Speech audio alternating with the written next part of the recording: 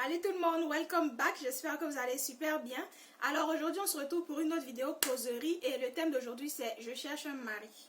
Alors récemment je discutais avec une de mes amies et elle m'expliquait en fait l'histoire d'une de ses connaissances, d'une dame n'est-ce pas, d'une chinoise parce que je suis en Chine, qui je crois a maintenant 35 ans et qui depuis la trentaine, depuis qu'elle a 30 ans en fait, s'est mise en tête qu'elle voulait trouver un mari. Elle estimait que maintenant elle a 30 ans et que c'est le temps maintenant pour elle de, n'est-ce pas, se marier. Donc elle, à partir du moment où elle a eu 30 ans, toute sa vie en grippe s'est résolue à trouver, n'est-ce pas, un mari. Et 5 ans sont passés, la dame a aujourd'hui 35 ans et toujours pas de mari. Elle a eu quelques aventures avec certaines personnes qui ne se sont pas bien terminées. Donc aujourd'hui la dame elle est un peu vraiment découragée, déçue, devenue un peu acariâtre, aigre sur les bords. Elle a même un peu des problèmes psychologiques qui font qu'elle doit aller voir un peu un docteur. Elle est un peu déprimée, ce genre de choses. Et comme mon ami m'expliquait ça, je me suis dit tiens, ça c'est un problème en fait qui est assez fréquent et pas seulement dans la société chinoise. Et je me suis rendu compte que dans la société chinoise, c'est un peu plus, il y a des similitudes à ce niveau-là avec la communauté, la société africaine. En ce sens de la pression en fait qui est mise sur les femmes quand il s'agit du mariage à partir d'un certain âge. Donc ici par exemple en Chine, une fois qu'une fille a à partir de la vingtaine, bon disons 24 ans, 25 ans jusqu'à la trentaine, en fait il y a tellement de pression qui lui est mise de par ses parents, de par la société parce qu'ils estiment qu'une femme doit se marier avant 30 ans. Du coup, quand les femmes, elles arrivent à 24, 25, 26 ans, déjà elles commencent à être stressées, elles commencent à vouloir se marier. Et si malheureusement elles arrivent à 30 ans et qu'elles ne sont pas encore mariées, ça devient vraiment un gros problème. On estime, d'après un de mes amis qui disait que une fois que tu as 30 ans, on estime que tu n'es plus trop fraîche et que c'est beaucoup plus difficile pour toi d'avoir un mari et ce genre de choses. Donc il y a vraiment beaucoup de pression. Et je me suis rendu compte que c'est assez similaire en Afrique. C'est pas forcément en Chine, mais aussi en Afrique, on a cette communauté, on a cette mentalité-là. C'est vrai, en Afrique, on est beaucoup centré sur la famille et sur le mariage, ce qui d'ailleurs est une bonne chose. Mais cela fait que quand une fille commence à atteindre un certain âge, elle commence à recevoir un peu de pression de son entourage. Oui, tu te maries quand? Faut faire, tu vas te marier. Faut faire, tu vas chercher à te marier. Alors je sais que normalement, quand les gens parlent de chercher un mari, c'est un peu une image pour dire qu'on aspire à se marier, qu'on aspire à fonder une famille. Mais de plus en plus, c'est devenu beaucoup plus littéral parce qu'on voit des femmes qui véritablement cherchent des maris. Et ce que je veux dire par chercher des maris, c'est que de plus en plus de femmes et même de jeunes filles et de femmes mettent en parenthèse leur vie parce qu'elles se disent que la saison dans laquelle elles sont actuellement est une saison pour le mariage. Donc en fait tout ce qu'elles peuvent faire à côté, c'est-à-dire je sais pas, leurs études, leur business, leur travail, leur commerce, tout ce genre de choses là,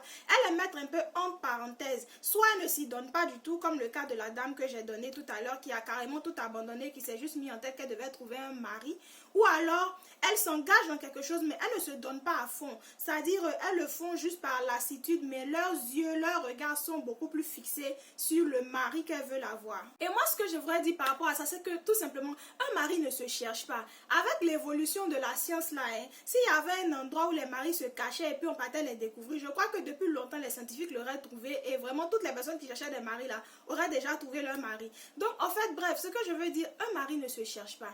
Un mari c'est quelqu'un qu'on a rencontré, avec qui on a décidé de faire sa vie, n'est-ce pas? Donc laissons les choses se passer de façon normale et de façon naturelle. On ne peut pas chercher un mari, on ne peut pas chercher une femme parce que c'est valable aussi pour les hommes. Mais la raison pour laquelle j'insiste sur le côté mari, c'est que c'est souvent plus les femmes qui sont victimes de cette pression-là. Les hommes, généralement, ils n'ont pas de problème. On a l'habitude de dire que même jusqu'à 40 ans, un homme peut toujours se marier avec quelqu'un de 25 ans, de 20 ans et consort. Donc, ce sont beaucoup plus les femmes qui ressentent cette pression-là de se marier avant un certain âge, de faire des enfants avant un certain âge. Ce qui est noble d'ailleurs. Je ne dis pas que c'est mauvais de vouloir, d'aspirer à se marier. Ce que je suis en train de dire, c'est de ne pas sacrifier toute autre chose et de vouloir forcer en fait le destin. Le mariage, c'est quelque chose qui se prépare. Le mariage, c'est une institution. Le mariage, c'est une affaire sérieuse.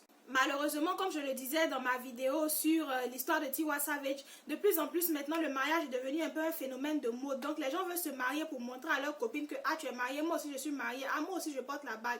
Et on fait une fixation sur la cérémonie, on ne fait pas assez de préparation pour l'institution. Beaucoup de femmes veulent se marier sans savoir en fait quelles sont les responsabilités qui viennent avec le fait d'être mariée. Parce que être une épouse, c'est une responsabilité. Si on part déjà même sur un fondement biblique, la Bible dit que Dieu a créé Ève pour être une aide pour Adam. Il n'a pas créé Ève pour venir embrouiller Adam. Il n'a pas créé Ève pour venir retarder Adam. Il a créé Ève pour venir aider Adam. Ça veut dire qu'en tant qu'une épouse, on a une mission. Une épouse, c'est pas seulement celle qui va faire des enfants, c'est pas seulement celle qui va faire la cuisine. Non, on a une mission. C'est-à-dire que quand on s'unit à quelqu'un, nous deux ensemble, il y a une mission que Dieu a créée pour nos vies. On est censé porter du fruit, on est censé apporter quelque chose. Et donc, être une aide, c'est être celle-là qui va soutenir, n'est-ce pas, son mari, qui va l'aider. Et la dynamique du mariage peut propulser comme retarder quelqu'un. Prenons l'exemple d'un homme qui est très ambitieux, qui veut aller loin dans la vie, etc., etc. Et il se marie avec une femme qui n'a pas d'ambition. Mais quand il va quitter, il va venir, ah chérie, je vais réaliser tel projet. Il va lui dire, ça là même, ça ne peut pas réussir au moins cher. On n'a qu'à laisser ça là. Abidjan ici, toi-même, tu sais que ça là, ça ne va pas aller quelque part. En Afrique ici, tu vas faire quoi? Donc, elle va en fait briser ses rêves. Elle va casser ses rêves. Et vice versa pour une femme. Si vous êtes une femme, que vous avez beaucoup d'ambition, que vous voulez réaliser des choses, que vous voulez aller loin dans la vie. Si vous vous mariez à un homme qui est par exemple misogyne, un homme qui par exemple lui il voit la femme en compétition, il veut pas que sa femme avance, il veut que toujours sa femme soit en dessous de lui pour qu'on sache que c'est lui l'homme, mais il va vous empêcher de vous réaliser. Quand vous allez vouloir aller loin dans vos études, quand vous allez vouloir aller loin dans votre business, il va vous décourager, il va vous dire non, si tu fais ça là, tu vas pas avoir le temps pour consacrer à ta famille, si tu fais ça, tu pourras pas t'occuper des enfants. Au lieu de vous soutenir, il va vous décourager et du coup vous serez obligé, n'est-ce pas, d'abandonner vos rêves et vos aspirations juste parce que vous vous êtes mise avec la mauvaise personne. Donc, choisir la personne avec laquelle on va faire sa vie, choisir la personne avec laquelle on va se marier, c'est quelque chose de très, très, très délicat. Ça demande de la préparation, ça demande de l'observation, ça demande de prendre le temps de savoir est-ce que cette personne et moi, nous sommes compatibles? Est-ce que cette personne et moi, nous pouvons aller loin? Est-ce que quand on va se marier, là, on va passer notre temps à faire des palabres inutiles ou alors on sera passé sur les petites choses parce qu'on a une grande vision qu'on veut réaliser, qu'on veut matérialiser. Donc, moi, ce que je dis aux femmes dans cette histoire de chercher un mari, pardonnez, ne cherchez pas de mari. Réalisez-vous, réalisons-nous, allons à l'école, étudions, travaillons, formons nos business, développons-nous sur toutes ces choses que nous faisons pour nous pendant que nous ne sommes pas encore mariés ou pendant que toutes ces choses que vous faites pour vous, même pendant que vous n'êtes pas encore mariés. Peut-être en ce moment vous pensez que vous le faites pour vous, mais en fait vous le faites également pour votre futur foyer, pour votre futur marié, pour vos futurs enfants. Parce que la carrière professionnelle que vous êtes en train de développer, le profil que vous êtes en train de développer, peut-être qu'en poursuivant ce diplôme que vous voulez poursuivre, ça va vous permettre, n'est-ce pas, d'avoir un meilleur profil professionnel, d'avoir un meilleur boulot, ça va vous donner générer plus de revenus. Et c'est vos enfants qui vont en bénéficier, c'est votre famille qui va en bénéficier parce que vous serez plus à l'aise financièrement. Donc, pendant cette période de célibat, et par célibat, j'appelle soit le fait que vous n'êtes pas du tout en couple, ou le fait que vous êtes peut-être en couple avec quelqu'un, mais que vous n'êtes pas encore marié. Profitez-en pour vous développer. Il y a tellement de choses que vous pouvez réaliser, il y a tellement de choses que vous pouvez faire. Et comme je dis, le mariage, ça vient avec des responsabilités. Quand on se marie, il y a beaucoup de choses qu'on ne peut pas faire. Si vous êtes jeune, profitez-en, je ne sais pas moi, pour voyager, pour faire les choses que vous avez envie de faire et qui seront difficiles pour vous de faire lorsque vous allez être marié. Ne mettez pas tout entre parenthèses. Ne mettez pas tout entre parenthèses. Ne pensez pas qu'il y a une période à laquelle où vous devez mettre des points de suspension à votre vie, appuyer sur pause et puis vous bloquer pour chercher un mari. Et le piège même qu'il y a dans cette affaire de chercher un mari là, c'est que vous risquez de tomber sur la mauvaise personne. Parce qu'en fait, le diable sait. Le diable sait que si vous êtes désespéré, si vous êtes là, oui, je cherche un mari, le diable sait. Parce qu'en fait, l'erreur que beaucoup de personnes font, c'est de penser que le mariage, c'est une bénédiction. Le mariage en soi n'est pas une bénédiction. C'est la dynamique de votre mariage qui est une bénédiction. Ce sont les fruits qui découlent de votre mariage qui sont une bénédiction. Sinon, il y a beaucoup de mariages malheureux. Il y a beaucoup de personnes qui sont mariées mais qui vivent malheureux. Il y a beaucoup de foyers où monsieur et madame ne se parlent pas, où monsieur a des maîtresses, madame a des amants. Il y a beaucoup de foyers où madame reste juste à cause des enfants. Parce qu'elle se dit, oh vraiment, si ce n'était pas à cause de mes enfants, il y a longtemps que j'étais partie. On en voit tous les jours et ces exemples-là ne cessent de se multiplier. Donc se marier en soi, ce n'est pas ça la bénédiction. Se marier en soi, ce n'est pas ça le bonheur. C'est la dynamique qui résulte du mariage. C'est ça la bénédiction.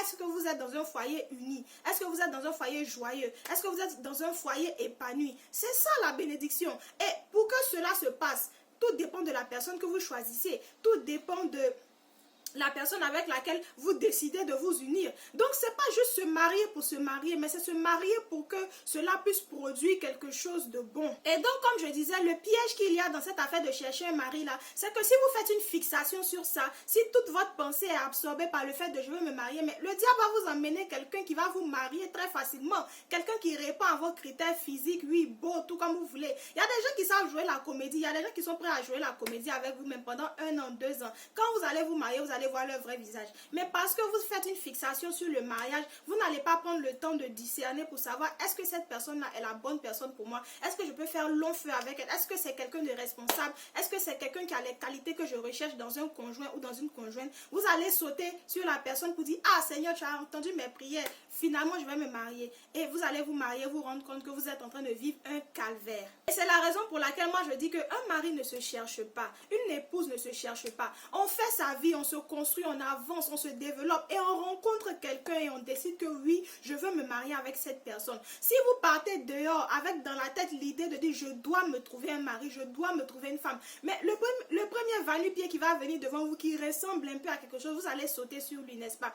Et il y a un de mes amis qui me disait, chinois qui me disait, et j'ai ri, mais c'est tellement la vérité, il disait par exemple que justement parce que la société chinoise, comme je dis, ils ont cette pression-là, que quand vous avez 24 ans, 25 ans, souvent vos parents peuvent être un peu plus compliqués dans le choix de votre conjoint en disant non, celui-là n'est pas bien pour toi. Mais une fois que vous approchez de la trentaine, n'importe qui que vous voulez marier, ils vont vous dire ah, marie-toi parce que tu as 30 ans. Et ça, c'est très très dangereux. Donc juste parce que j'ai 30 ans, je dois me marier avec quelqu'un qui ne va rien m'apporter. Et après, le mariage, c'est pas la fin, le mariage, c'est le début. Le mariage, c'est le début de la construction de quelque chose. Le mariage, c'est la pose de la première pierre. Maintenant, une fois que vous êtes marié, vous devez construire votre vie ensemble. Donc, si tu t'es marié avec quelqu'un qui vraiment ne va rien t'apporter, avec qui vous n'avez aucun avenir, aucun futur, mais et après? Donc, moi, ce que j'aimerais dire aux femmes surtout, comme je dis, c'est femmes et hommes, mais c'est beaucoup plus les femmes qui ressentent cette pression-là. Ne sacrifiez pas votre vie juste parce que vous voulez vous marier. Si Dieu vous fait la grâce de vous marier jeune, Dieu merci. Mais si votre moment n'est pas encore arrivé, réalisez-vous, vivez, profitez de la vie. Ne cédez pas à la pression de la société qui va vous dire ah tu as 28 ans, tu as 29 ans, tu as 30 ans, tu deviens vieille, cherche à te marier. Et en vous disant cherche à te marier, ça commence à vous pousser à vous mettre avec quelqu'un qui ne va peut-être rien vous apporter ou quelqu'un avec qui vous n'allez pas vous entendre. Les gens seront bien, les gens c'est bien facile pour les gens de parler quand ils sont autour de vous. Oui, tu as tel âge, il faut chercher à te marier, mais quand il y a le feu dans votre foyer là, quand ça chauffe là, eux ils seront pas là. C'est vous qui allez endurer, c'est vous qui allez souffrir. Eux, tout ce qu'ils vont vous dire, ah ma chérie, il faut attraper ton cœur, oh. Tu es déjà dedans, il faut attraper ton cœur. Mais tu vas attraper ton cœur pour combien d'années? Donc c'est ça en fait le piège. C'est ça le piège en fait. Donc moi ce que j'aimerais dire c'est ça. Moi, en fait, le but de cette vidéo, c'est d'encourager les femmes, les jeunes filles qui aspirent à se marier. Oui, aspirer à se marier, c'est vrai, c'est une bonne chose. Moi, je ne suis en aucun cas féministe. Je ne suis pas celle qui va vous dire que oui, les femmes, battez-vous, on n'a pas besoin des hommes, on peut se défendre sans eux. Non, moi, j'aspire à me marier. Je crois en l'institution du mariage. Je crois que le mariage est une institution divine. La seule chose que je suis en train de dire, c'est que dans la vie, il faut être équilibré. Le fait de vouloir se marier ne veut pas dire qu'il faut sacrifier ses rêves et ses ambitions. Le fait de vouloir se marier, une bénédiction ne chasse pas une autre, n'est-ce pas? Une bénédiction ne chasse pas une autre. Pourquoi vous devez sacrifier vos rêves? Pourquoi vous devez sacrifier, je ne sais pas, votre carrière professionnelle? Pourquoi vous devez sacrifier, je ne sais pas, vos études juste parce que vous devez vous marier? Non, toutes ces choses-là sont des bénédictions. Donc, elles devraient pouvoir s'entremêler, n'est-ce pas? Exploiter, n'est-ce pas, votre potentiel. Devenez la personne que vous êtes appelé à devenir. Et cela fera de vous une meilleure épouse. Et puis, prenez aussi le temps de célibat là pour réfléchir sur vos comportements. Parce que, comme je dis, le mariage, ça vient avec des responsabilités. Il y a des choses que les gens acceptent dans le copinage ou bien dans le cheminement qui ne vont pas accepter quand vous êtes mariés. Pour prendre un exemple bien simple. Il y a des gens, quand ils sont en cheminement, copain, copine, le gars parle un temps, tu parles 10 en tant que femme. Et puis bon, tu estimes que oui, il y a fois, il y a ça là, on peut aller.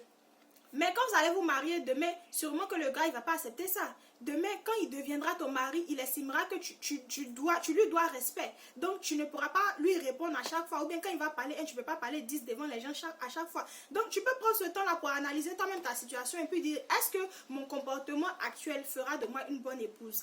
Cherchez, écoutez des enseignements sur le mariage. Quelles sont les caractéristiques d'une bonne épouse? Quelles sont les caractéristiques d'un bon époux? Et puis, essayez de faire votre évaluation pour voir s'il y a des choses que vous devez changer. Beaucoup de personnes veulent le titre de femme, de mariée, d'épouse, d'époux, sans chercher à savoir quelles en sont les qualifications requises. Quand on va appliquer, quand on va postuler pour un emploi, non, on cherche à savoir qu'est-ce que l'emploi demande. Si l'emploi demande un bac plus 5, que toi tu n'as que le BPC, tu sais que quand même tu ne peux pas aller là-bas. C'est pas possible.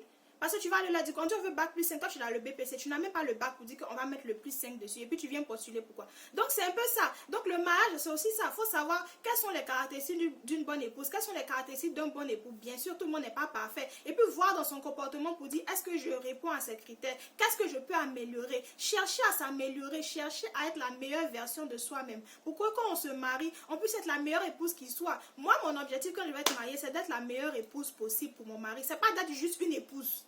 Parce qu'il y a beaucoup d'épouses out there. C'est pas d'être juste une épouse, c'est d'être la meilleure épouse possible. Donc, chercher à savoir qu'est-ce que la meilleure épouse, quelles sont les caractéristiques d'une bonne épouse. C'est ça aussi, on peut utiliser le temps de célibat là pour toutes ces choses, pour se former matériellement, spirituellement, physiquement, professionnellement. Donc voilà les amis, je vais m'arrêter là pour cette vidéo. Je suis curieuse de savoir ce que vous en pensez. N'oubliez pas de me laisser vos commentaires, n'est-ce pas, en bas. Et voilà, qu'on en discute. J'espère que vous avez aimé cette vidéo.